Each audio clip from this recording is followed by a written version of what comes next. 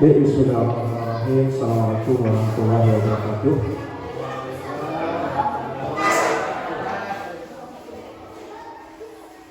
Alhamdulillahirabbil alamin. Hamdan syakirin. Wa asyhadu an la sayyidina wa maulana Muhammadan abduhu wa rasuluh la nabiyya ba'dahu. Allahumma shalli wa sallim wa barik ala sayyidina Muhammadin wa ala alihi wa sahbihi ajma'in. Amma ba'du. Segala puji bagi Allah Subhanahu wa taala, Tuhan semesta alam yang masih memberikan kepada kita kesehatan, kesempatan sehingga kita bisa kembali hadir beraktivitas di sekolah yang kita cintai. Begitu juga salawat dan salam tidak lupa bersama sajikan kepada junjungan kita Nabi besar Muhammad Rasulullah SAW.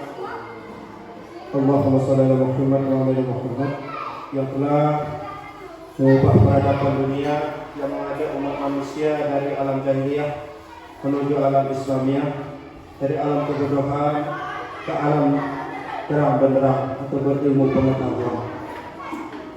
Kata-kata penghormatan kami yang kami hormati Bapak Kepala Sekolah SD Negeri Mersah, yang kami hormati Bapak Ibu Dewan Guru SD Negeri Mersah yang telah berkenan meluangkan waktunya untuk mendukung kami sebagai calon guru penggerak dari SD Negeri Mersah.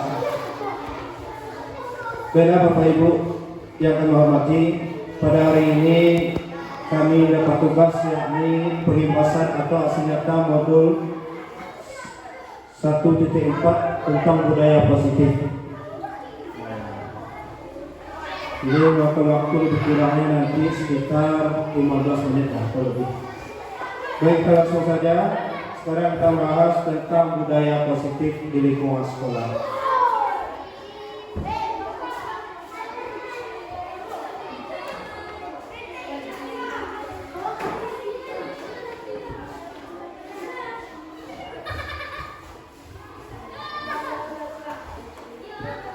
Tunggu sebentar. Ini lingkungan budaya positif di lingkungan sekolah. Kita lanjut. Nah, ini Bapak Ibu pengertian dari budaya positif yang harus kita bangun di sekolah kita. Kita mengetahui zaman sekarang zaman serba canggih sehingga kadang moralitas di sekolah kita itu banyak yang berkurang. Kita lihat di TV, di media. Namun kita sebagai seorang pendidik atau seorang guru, kita harus menanamkan pada anak-anak didik kita tentang budaya positif. Nah, terlebih dahulu kita harus memahami budaya positif itu apa. Nah, di sini dikatakan budaya positif di sekolah adalah ialah nilai-nilai, keyakinan-keyakinan dan kebiasaan-kebiasaan di sekolah yang berpihak kepada murid agar murid dapat berkembang menjadi pribadi yang kritis, penuh hormat dan bertanggung jawab. Ini adalah budaya positif yang harus kita bangun di sekolah, terutama sekolah kita SD Mersah ini. Jadi kita harapkan siswa kita nanti berpribadi yang kritis, penuh hormat dan bertanggung jawab. Nah, dia berpihak kepada murid sebagai tuntutan kurikulum zaman sekarang ini yang dituntut. Nah, kita harus memahami Bapak Ibu semuanya paradigma tentang paradigma belajar. Nah, paradigma belajar kalau zaman dulu dengan zaman sekarang itu adalah berbeda. Nah, selama ini kita mengajar kebanyakan hanya mengutamakan ketuntasan materi. Ketika materi kita habis berarti kita sudah tuntas. Nah, dalam pelajaran dengan guru sebagai pusat kontrol.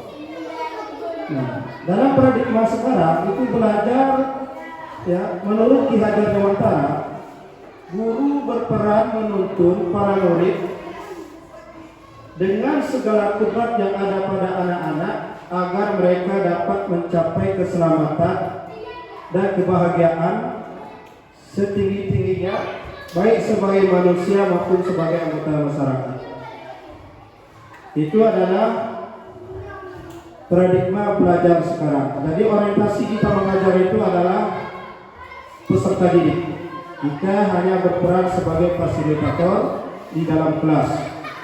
Ya, makanya di situ nanti dalam kelas itu harus ada kolaborasi namanya. Itu kerjasama baik murid dengan murid.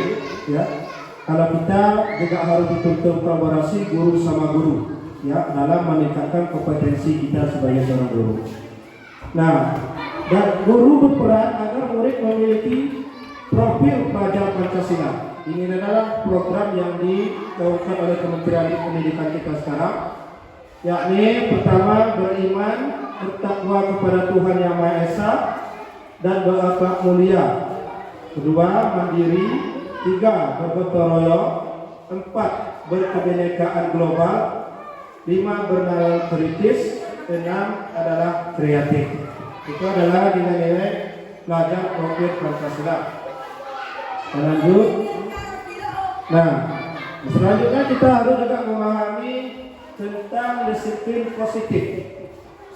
Disiplin positif adalah sesuatu yang dihargai dan bermakna. Dengan kata lain, disiplin diri juga mempelajari bagaimana cara kita mengontrol diri dan bagaimana menguasai diri untuk memilih tindakan yang mengacu pada nilai-nilai yang kita hargai. Itu disebut dengan disiplin positif. Ya, berarti disiplin positif di sini adalah ya kita memaknai, misalnya kita buat aturan di sekolah, itu aturan yang kita buat harus kita maknai, harus kita hargai. Nah, itu berarti kita harus menerapkan dalam diri kita sebagai seorang guru. Nah, aturan itu harus kita hargai. Kalau tidak kita hargai, aturan itu tidak akan berlaku. Kalau kita tidak maknai, itu tidak akan berlaku. Nah, sebagai pendidik, tujuan kita adalah menciptakan anak-anak yang memiliki disiplin diri sehingga mereka bisa berperilaku dengan mengacu pada nilai-nilai kebanyakan universal dan memiliki motivasi intrinsik dan bukan ekstrinsik. Jadi motivasinya itu ditimbulkan dari dirinya pribadi, bukan dipengaruhi oleh orang lain. Nah, itu yang disebut dengan motivasi intrinsik. Nah, kebajikan universal artinya adalah kebajikan, contohnya budi pekerti. Ya, seperti datang ke sekolah dia minta salam, itu contoh kebajikan universal. Dia patuh dan taat kepada guru, itu adalah contoh kebajikan universal. Nah, kita lanjut Bapak Ibu. Nah, tujuan mulia dari penerapan disiplin positif adalah agar terbentuknya murid-murid yang berkarakter. Nah, ketika dia murid itu disiplin, tentu dia sudah memiliki karakter. Nah, juga berdisiplin santun, jujur, peduli, bertanggung jawab, dan merupakan pembelajar sepanjang hayat sesuai dengan standar kompetensi kelulusan yang diharapkan. Ini adalah imbas daripada tujuan ketika anak itu sudah disiplin.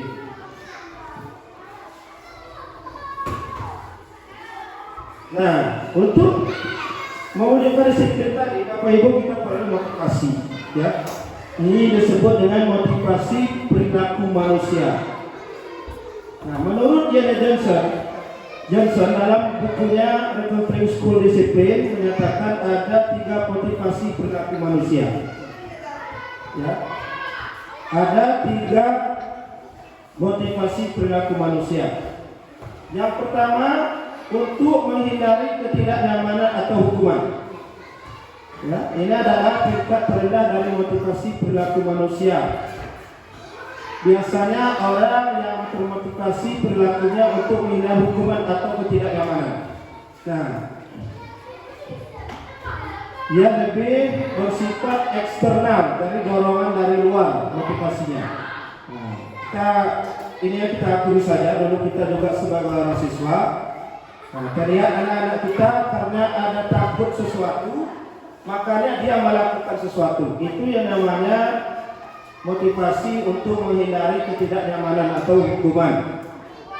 Nah, Beko nanti kalau saya tidak mengerjakan PR, disangsi berdiri oleh guru saya. Nah, itu berarti motivasi ya, untuk menghindari ketidaknyamanan atau hukuman. Nah, yang kedua, untuk mendapatkan imbalan atau penghargaan orang lain. Nah, untuk meningkatkan penghargaan atau imbalan dari orang lain. Ketika anak melakukan sesuatu, itu anak ya ada harapannya. Oh, nanti kalau tidak saya kerjakan, saya tidak dapat ranking 1. Nanti kalau tidak saya mengerjakan, saya dapat hadiah. Itu disebut dengan motivasi untuk mendapatkan imbalan atau penghargaan. Terlanjut, yang ketiga adalah untuk menjadi orang yang mereka inginkan dan menghargai diri sendiri dengan nilai-nilai yang mereka percaya. Inilah motivasi yang ketiga adalah untuk menjadi orang mereka inginkan. Mereka menghargai diri mereka sendiri, menghargai nilai-nilai keyakinan ya, yang mereka percaya. Ini di antara tiga inilah yang paling baik untuk diterapkan di sekolah, ya, untuk diterapkan di sekolah. Nah, di antara tiga motivasi tadi, jadi ada kesadaran dalam diri mereka untuk melaksanakan tugas yang kita berikan itu berdasarkan dari motivasi dalam diri mereka sendiri, tanpa dorongan orang lain dan tidak untuk mengharapkan hadiah. Tapi mereka melakukannya karena mereka percaya, mereka punya cita-cita, oh saya nanti harus jadi ini, makanya saya belajar dengan yakin. Nah, itu berarti motivasi dalam diri mereka sendiri berdasarkan nilai-nilai mereka percaya. Nah, Bapak Ibu semuanya,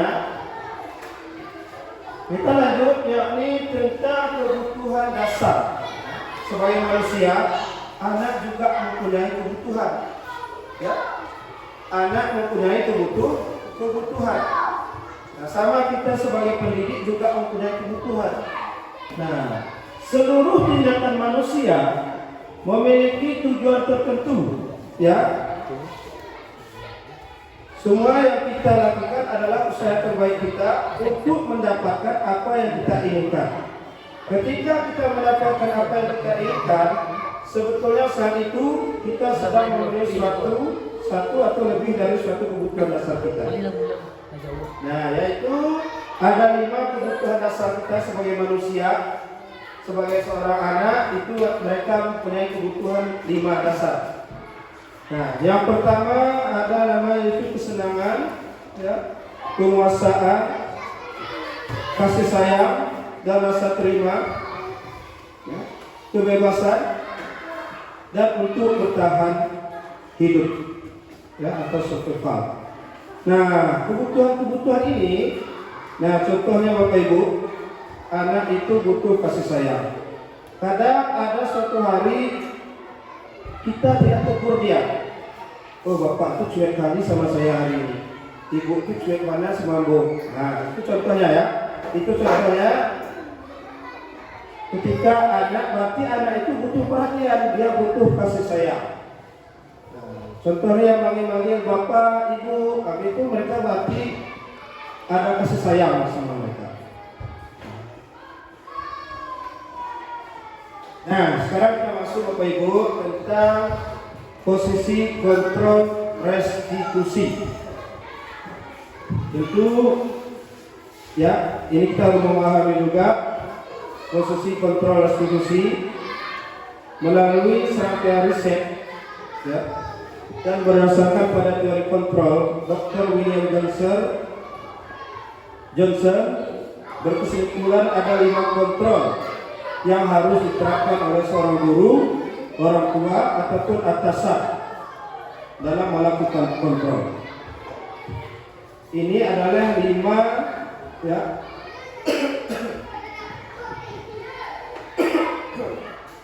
5 ya, teori yang menyatakan tentang posisi kontrol yang harus dimiliki oleh seorang guru, Yang pertama dia adalah penghukum. Nah, Bapak Ibu semuanya, pertama penghukum. Kedua, pembuat merasa bersalah. Ketiga, teman. Dan keempat, pemantau. kelima manajer. Nah, dilanjut nanti ada materinya sini Bapak Ibu, bisa diklik ya. Kita lanjut saja karena waktu kita singkat. Nah, kita lihat. Nah, ini contohnya Bapak Ibu. Ya.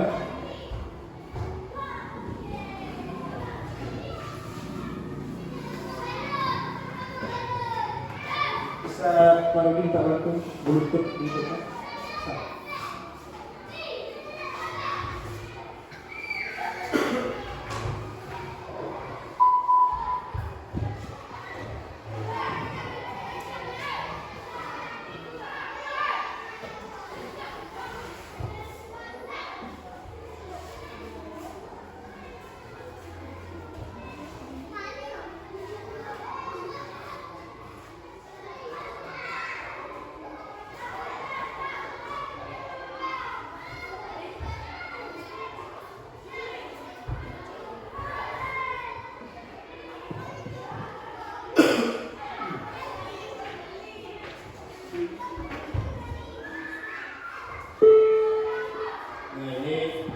Ada sedikit penjelasan dari materi kita.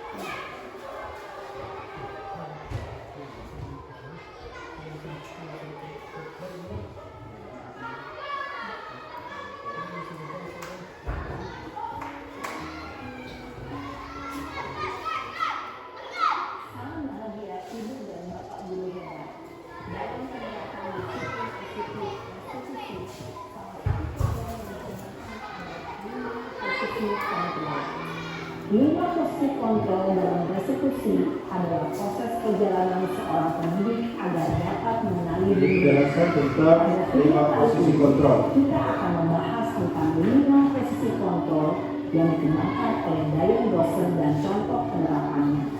Nah, baik, kita tanya dulu ya, karena yang waktu kita nanti bisa terlihat kalau mau videonya, saudara semua kita. Lanjut yang ini keyakinan kelas.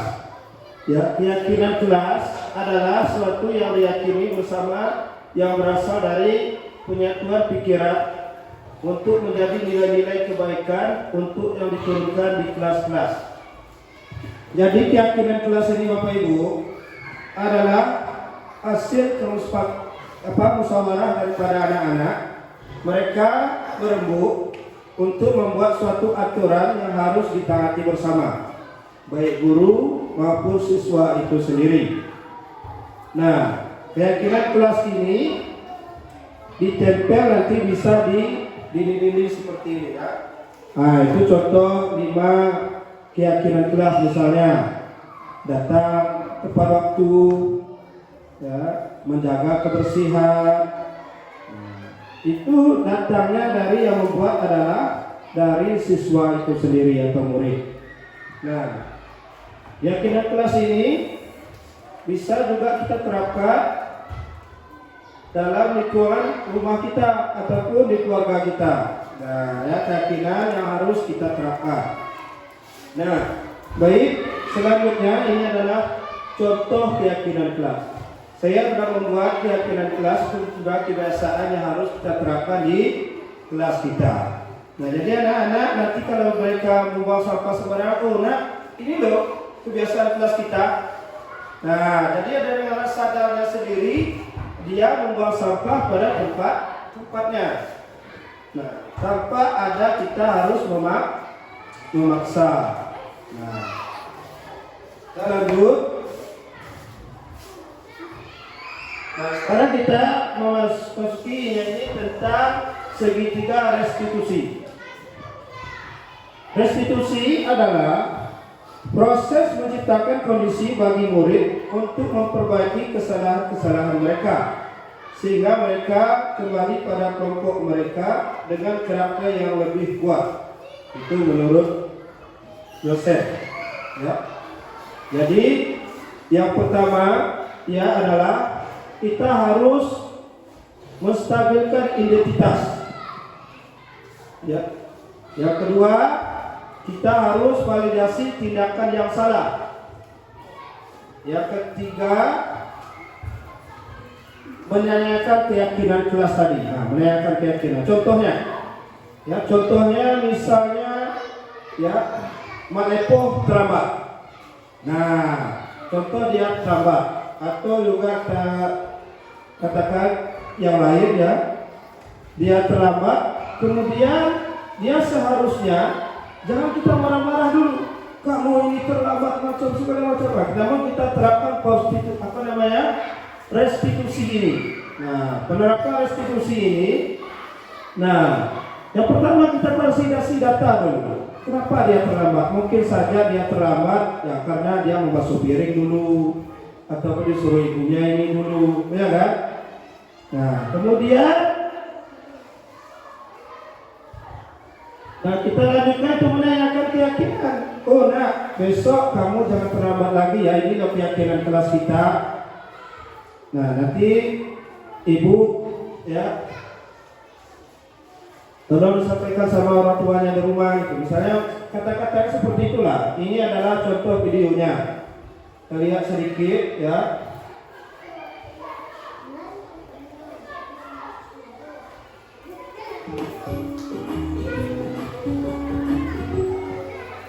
Salam membahagia ibu dan bapak guru hebat. Pada video kali ini kita akan membahas tentang salah satu program disiplin positif yang diterapkan di lingkungan sekolah yang dikenal dengan nama restitusi.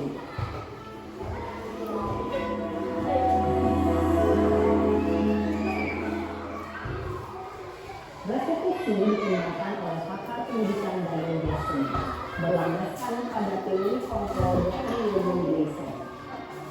Segitiga restitusi adalah suatu proses dialog yang dijalankan oleh guru atau orang tua agar dapat menghasilkan murid yang mandiri dan bertanggung jawab. Ya, ini adalah pengertian dari restitusi tadi. Sisi manajer, aspek yang dikembangkan pada murid adalah motivasi intrinsik, sehingga pengalaman nilai-nilai kebajikan dapat tumbuh dan berkembang menjadi suatu kebiasaan positif yang akhirnya membentuk karakter murid.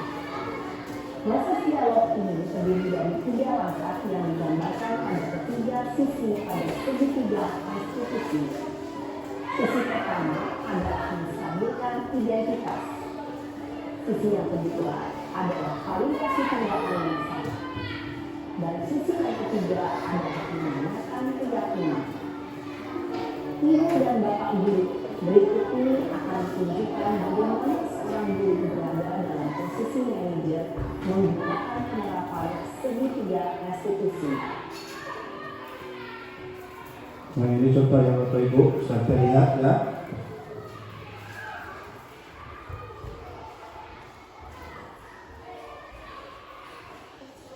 Yang mana?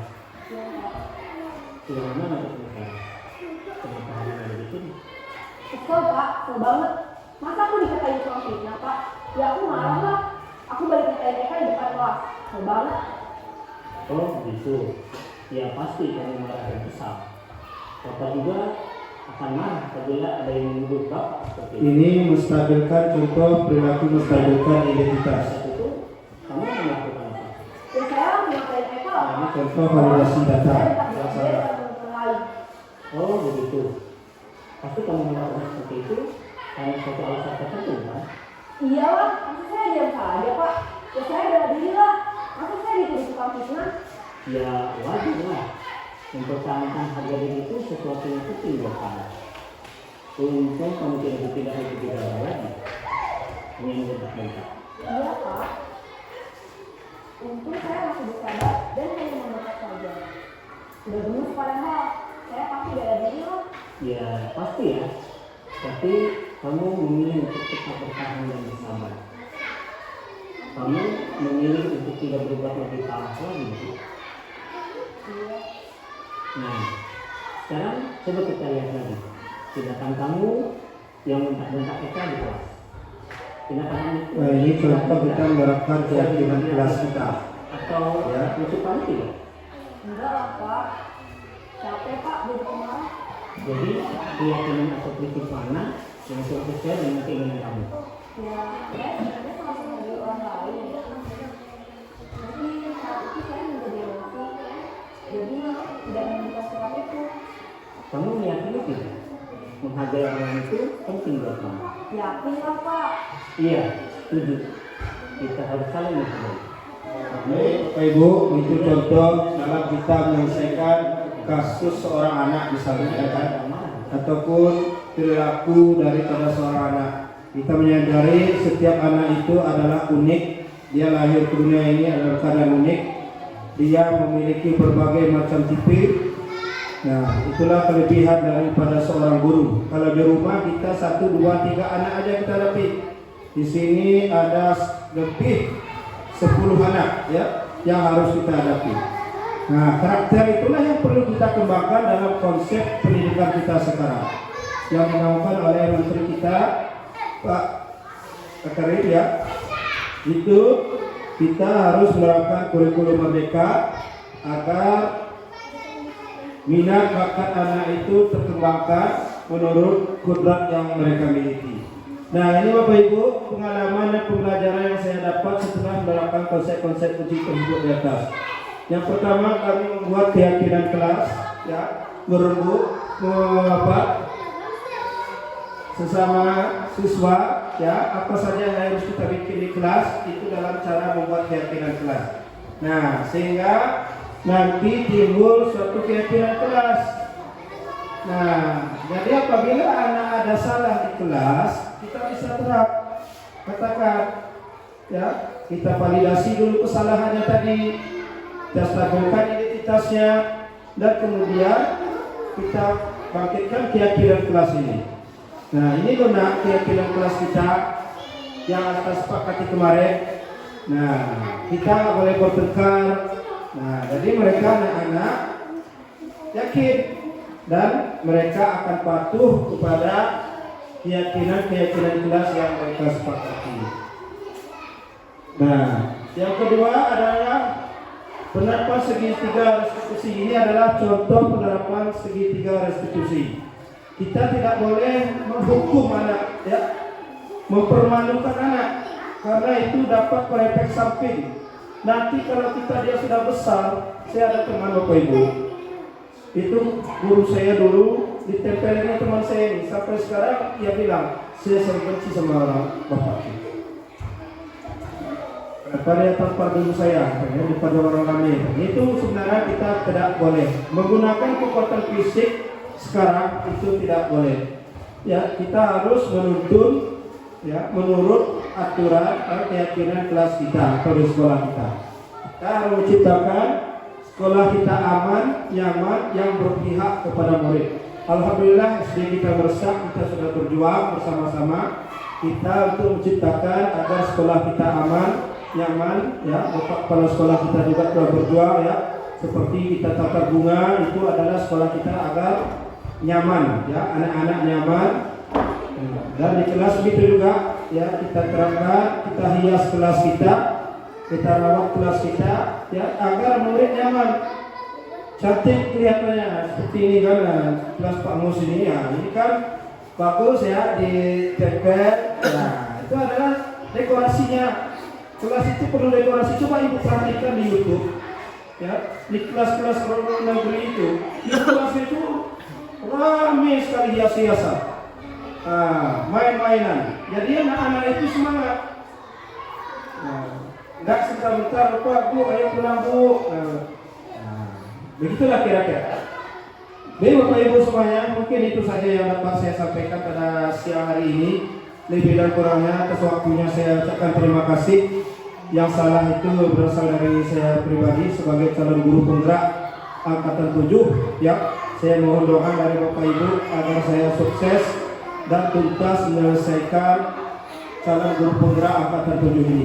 Dan kita berharap teman-teman kita yang ikut angkatan 8, 9, 10 itu juga semoga sukses, karena guru penggerak ini adalah yang harus nanti kata Pak Nadiem ya, menteri kita, mereka prospek pemimpin pembelajaran yang akan masa depan. Kami mohon doa dan dukungan dari Bapak Ibu.